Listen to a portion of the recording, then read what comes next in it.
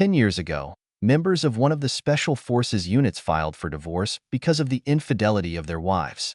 These men quickly escaped from their marriages and began a new life in the Los Angeles underground. Today they survive as soldiers of fortune. If you have an unfaithful wife, if no one else can help, and if you can find them, maybe you can hire the BTB team. I heard them before I saw them. The music coming from their car was deafening. I recognized the song, Here Comes Revenge, by Metallica. I watched from the window as their van, a two-tone black and gray monster with a slanting red stripe screeched around the corner, raced down the driveway and braked. My neighbor's beagle, Otto, was running back and forth around the perimeter of an invisible dog fence. I could see his mouth moving, but the roar of the drums drowned out his barking. The music stopped. The van doors opened at the same time. 4 men poured out and began to make their way to the front door. The group was led by a silver-haired gentleman in black leather gloves and with a cigar in one hand. A tall, thin guy in a baseball cap and a leather jacket shuffled behind him, nervously looking around. Next to him walked a muscular, stern man with a mohawk, wearing a camouflage t-shirt and with a lot of gold chains around his neck. A man with perfectly coiffed hair, a fitted jacket and an oily smile walked behind. Otto growled at the newcomers. The man with the mohawk gave him an icy look and bared his teeth. Otto screamed and ran for the safety of the porch. These people didn't look at all like the team of high-ranking lawyers I'd assumed I'd hired. But appearances can be deceiving, so I decided to give them the benefit of the doubt. I looked at my watch. Exactly 11:15. At least they are punctual. I opened the door and held out my hand. Gentlemen, I'm Ted Davis. Thank you for coming. The silver-haired man gave me a cheerful smile, took my hand and shook it tightly. My name is John Smith. Most people call me Nero. Like the Emperor? He pointed his cigar at me. It's me. Why do they call you Nero? He likes to watch everything burn. The man with the mohawk growled. You mean cities? I asked, confused. Like Sue. My chatty colleague's name is T.A., Nero interrupted him. And these are the other members of my team. He squeezed the shoulder of the nervous man in the baseball cap. Murphy. Then he nodded at the man with the oily smile. And Chase. It's nice to meet you all. Please come in. I gestured towards the living room, where 5 chairs were arranged around the table. Each man took his place. I joined them. I understand you have a problem, Nero said. Yes. My wife, Allison, is cheating on me. T.A. slammed his fists on the table. I hate cheaters. Take it easy, big guy, Murphy said, patting his hand. Are you sure your wife was unfaithful? Chase asked. Absolutely sure, I said. She told me this morning that she was leaving to spend the day with her new lover. She told me not to wait for her. I'd call that pretty solid evidence, Murphy said. It's a brave thing to tell your husband, Nero said. Is this kind of thing a common thing for her? No. That's the point. It happened unexpectedly. One minute she is an ideal, loving wife, and the next she is a completely different person. Interesting, Nero said, stroking his chin. It probably sounds crazy. No. We hear this all the time, T.A. said. Really? All the time, Chase said. Like, a few times a day, Murphy said. Although most people don't explain it as succinctly as you do. Some are pouring out thousands and thousands of words about how terrible their wife is. I mean, you won't believe some of the stories we get. These women are simple, monsters, incorrigible, inhuman monsters, Chase said, nodding. It's hard to believe, I said. If all these women are so terrible, why marry them at all? Murphy pressed a finger to his temple and made a circular motion. People are weird, Ted. Who's talking? T.A. said. Nero rapped his knuckles on the table. Let's not get distracted, gentlemen. Ted, I have to ask. How did you find us? We don't have a website. I held out a white business card. Someone slipped it under my door. The front of the business card featured a black van with the words BTB Team on the side. Below was a printed phone number and 3 lines of text in italics. Burn the fool. For all your infidelity needs. Because nothing cleanses the soul and restores the spirit like fire. Nero took the card. He turned it over and examined it. It looks like you have a friend. Perhaps someone who knows about your wife and has used our team in the past. He put the card in his pocket, then took a folded brochure from his bag and handed it across the table. What is it? I asked. We would like to think that this is the menu of our services, Nero said, smiling. I picked up the brochure. On the cover, it was written, the menu of our services. I didn't know I needed a menu. What I really need are top-notch lawyers who can file divorce papers and fight in court to get the best possible settlement for me. Don't worry. Chase is 2 steps ahead of you. Chase picked up a thick folder full of papers and waved it in my direction. We'll burn it. I assure you, Nero said. The menu is not for her. It's for him. Him? Yes. A lover, TA said. Oh, I said, opening the brochure. I didn't know that I had any legal options when it comes to. My voice trailed off as my eyes focused on the first menu item. A rhinoplasty? I asked. TA stood up and put his fist in my face. It stopped inches from my nose. All right, I said. Understood. I scrolled down the list further. The premiere? Murphy stood up. At the same time, his foot touched a chair. He did an exaggerated somersault, clutching his shin and writhing on the floor. I think I get it, I said. Break a leg? Nero smiled. And now you understand. I smiled half seriously.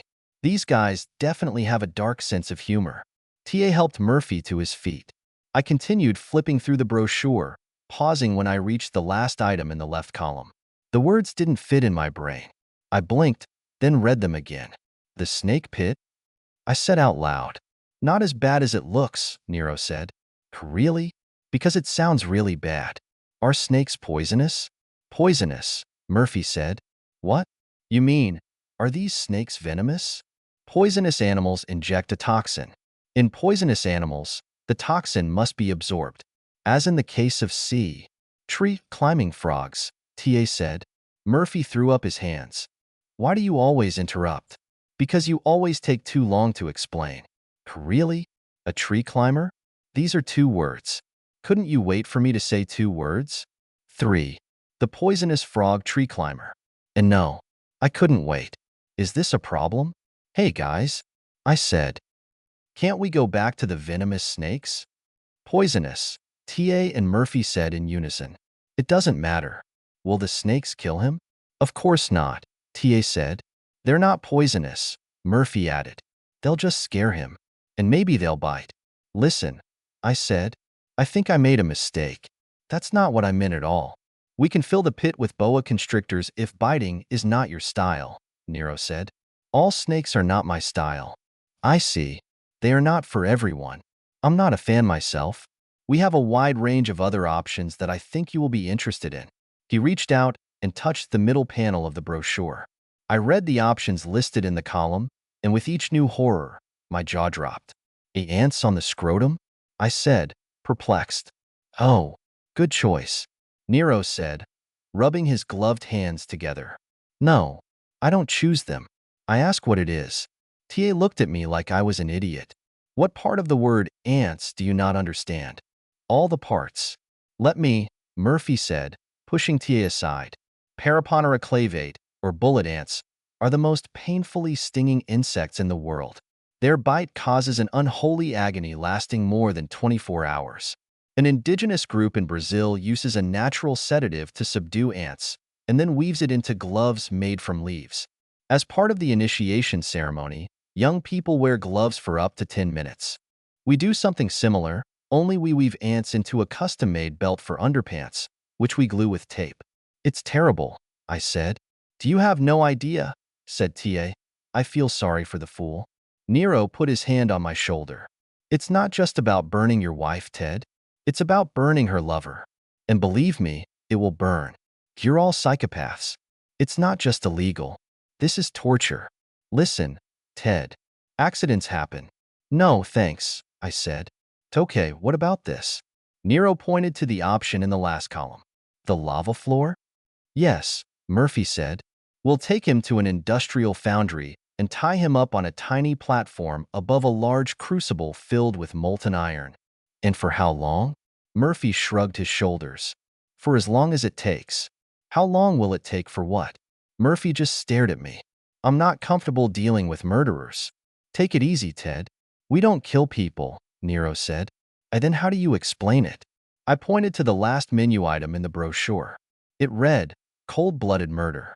Oh, it's just a joke, Chase said. Yes, a joke, Nero said, winking. Stop. I don't want you to touch this guy. Do you understand? Not a finger. I'll take care of him myself. Is that clear? You're a man of action. I respect that, Ted. Many of our clients think that our methods are too primitive. They prefer to administer justice on their own. We'll leave this scumbag in your safe hands. Yes, so do it. Now let's get back to my wife. Let's go back. Who is she with now? With some jerk named Stanley Richardson. Nero nodded to Chase, who took out his laptop, put it on the table, and started typing. Tell me about it, Stanley. Is he attractive? Is it important? Maybe. Pretty enough, I think. Nothing special. Rich? Definitely not. Charming and funny?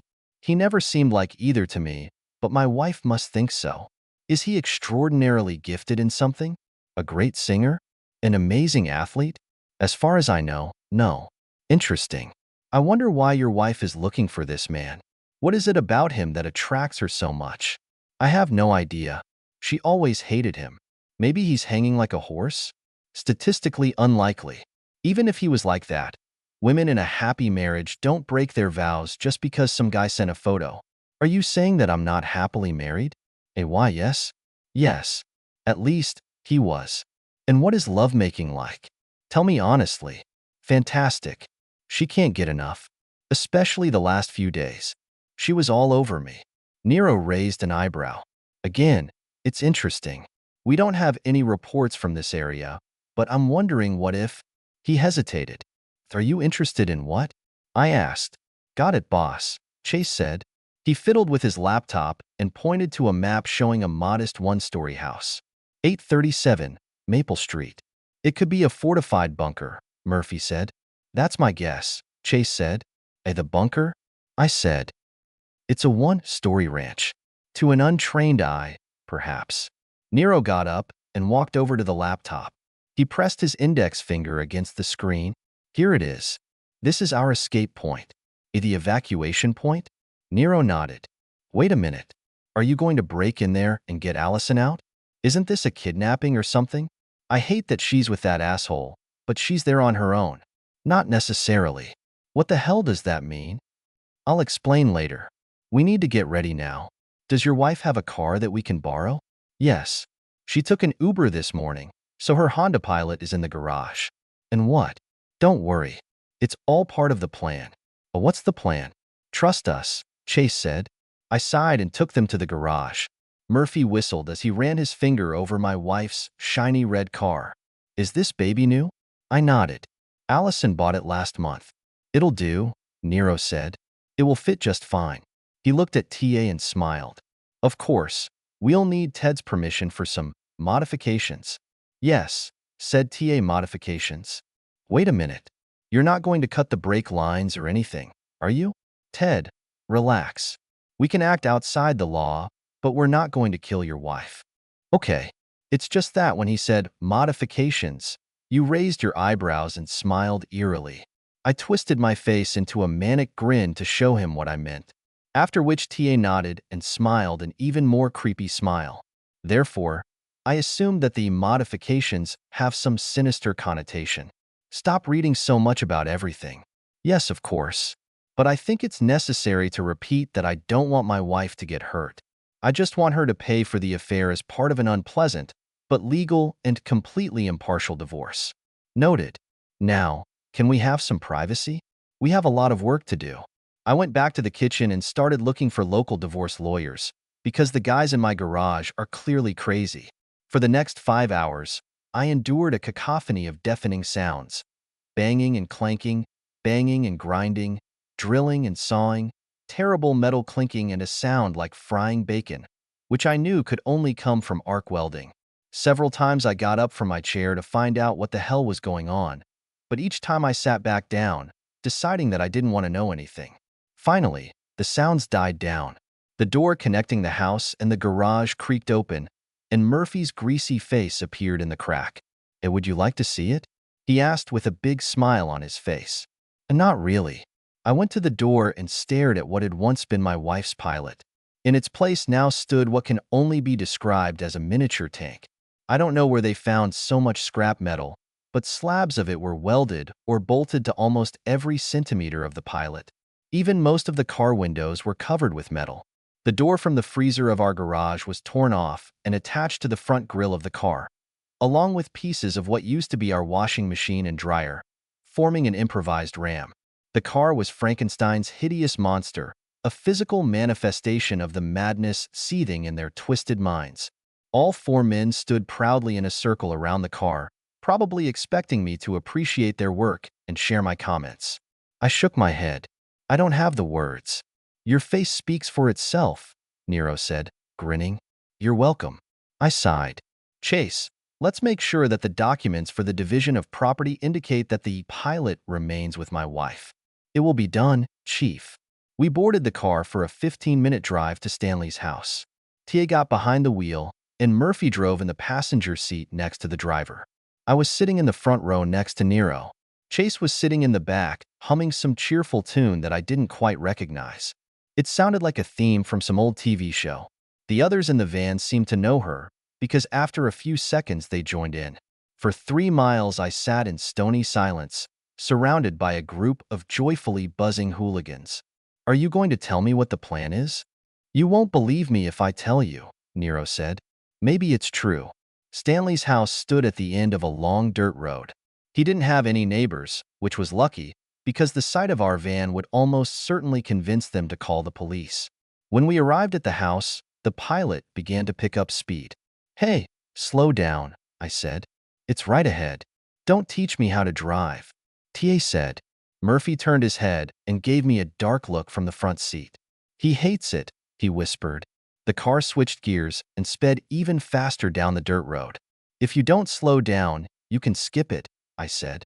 I'm not going to miss him, Tia said. Head first, as we planned. Oh, what are you going to do? I shouted. Maybe you'd better grab onto something, Nero said, frowning and grabbing the handle above the door. The pilot continued to accelerate. The side of Stanley's house loomed through the windshield, filling almost my entire field of vision. I gripped the handle with one hand and braced myself against the front seat with the other.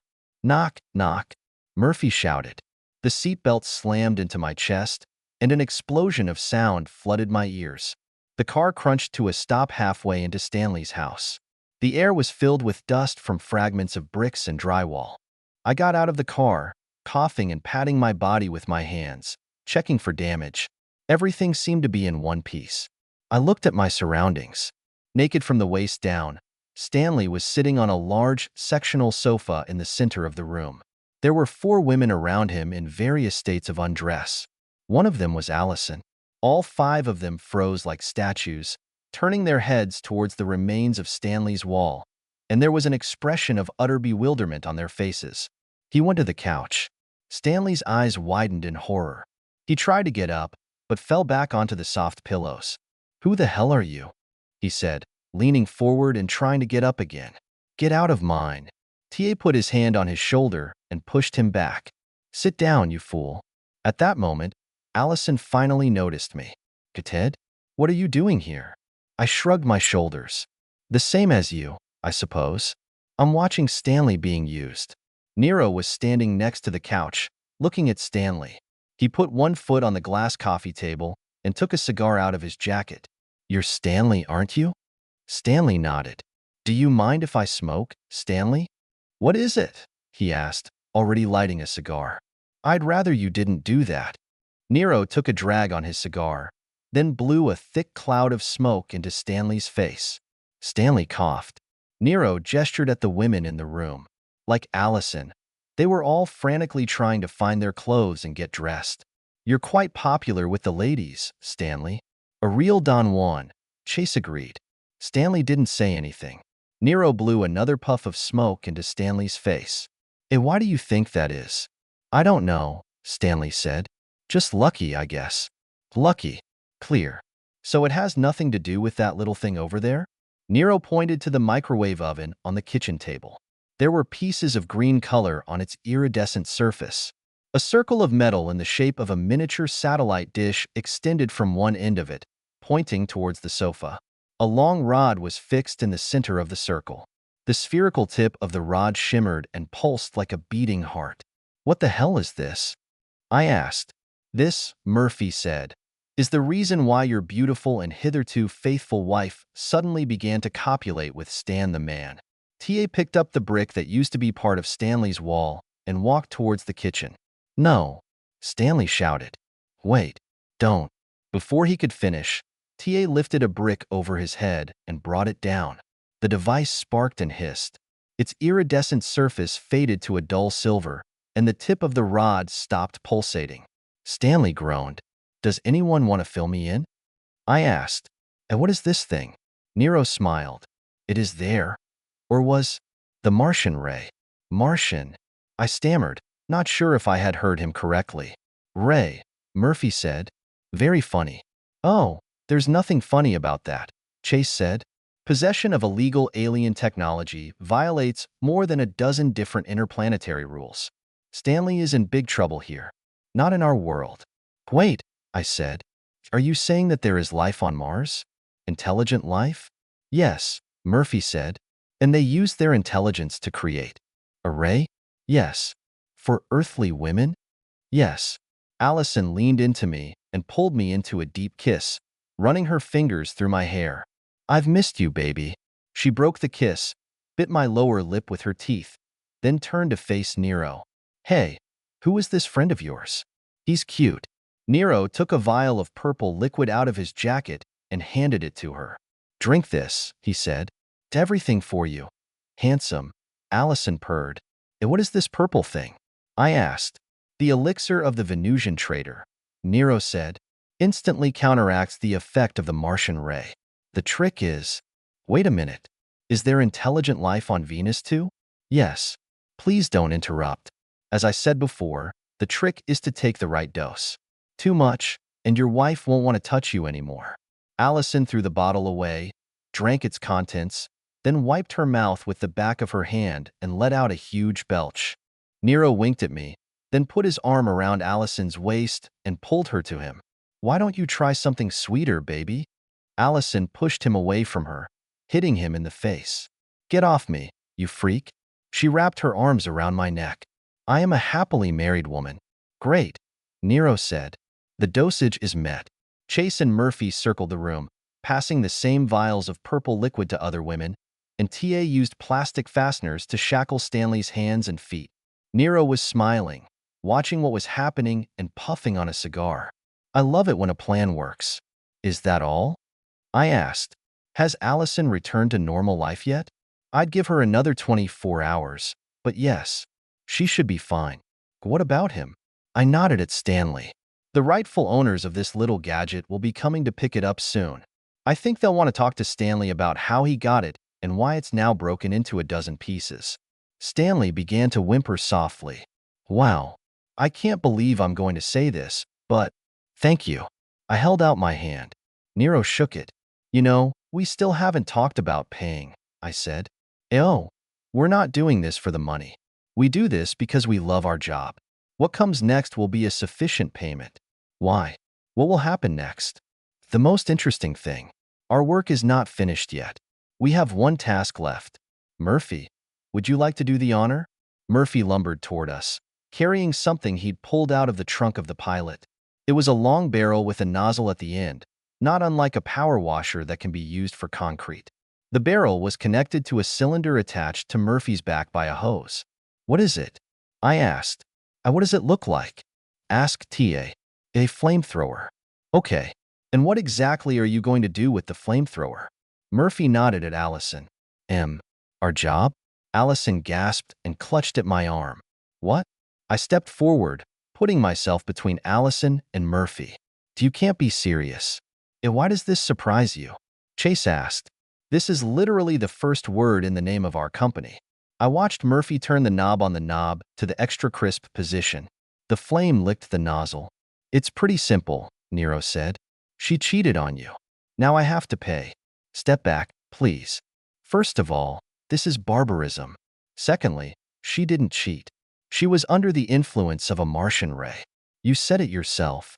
Listen, Ted, Nero said. I'll be honest. Our team is not very fond of nuances. We provide a simple service. Do you need this service or not? No. So you don't want her burned? Murphy asked. He sounded depressed. Didn't even leave the slightest burn? How many times do I have to repeat this? No. Murphy sighed and turned off the fuel valve. The flame flickered and disappeared. Well, that's disappointing, Chase said. Look, I'm sorry you won't get your pound of flesh, but I love my wife. Whatever problems we have, I know we can solve them. I smiled and squeezed her hand. Allison squeezed back. Now I see the problem, Nero said. You hired the wrong team. What are you talking about? Wait a minute. I think I have their business card here somewhere. He patted each of his pockets. There you go. Nero took a business card out of his shirt and handed it to me. The business card had a picture of a white van. The words RAC team, RAC, reconciliation at any cost, were printed on the side of the van. There were 3 lines of text in italics under the van. Reconciliation at any cost. Making mistakes is a human thing. Forgiving is divine. Isn't your marriage worth it? Next time, Nero said, call these guys. They have a different specialization. Thanks, I said, but it doesn't seem like they're too good either. Well, I mean, I wouldn't seek reconciliation at any cost. I can think of many scenarios that will make reconciliation impossible. Listen, Ted. Nero interrupted me. I don't know what to tell you. There are only 2 teams. You have to choose only one. I don't make the rules. I nodded. There was no point in arguing. I saw that this was turning into an endless argument and tried to steer the conversation in a different direction. You know, given the name, I would assume that your team and theirs will have a rivalry or something like that. Not at all, Nero said. They are good guys. Super nice guys, Chase agreed. Into our young, Murphy said. Really? Absolutely, Nero said. We constantly send clients to them, and they reciprocate our feelings. It's just a good business. Come to think of it, we're having a drink with them today. Don't you and the hostess want to go? I can introduce you. I exchanged a glance with Allison. I think we have enough excitement for one day. As you wish, Nero said. Can we at least give you a ride home? Chase and Murphy had already climbed into the car. No, we'll make arrangements with the others. Make sure everyone gets home safely to their families. You're a good man, Ted. I smiled. And you and your assistants are violent, mentally ill Avengers, Nero. Even so, we're just doing our job. TA took the van out of the house. Allison and I stood hand in hand, watching through the hole in Stanley's wall as the BTB team drove off into the sunset and, if we were lucky, disappeared from our lives forever. Darling, Allison said as the car disappeared over the crest of the hill. Can I ask you something? Of course. With all these aliens and 4 strangers with a flamethrower, you must have a ton of questions. Only one. Which one is it? It wasn't my car?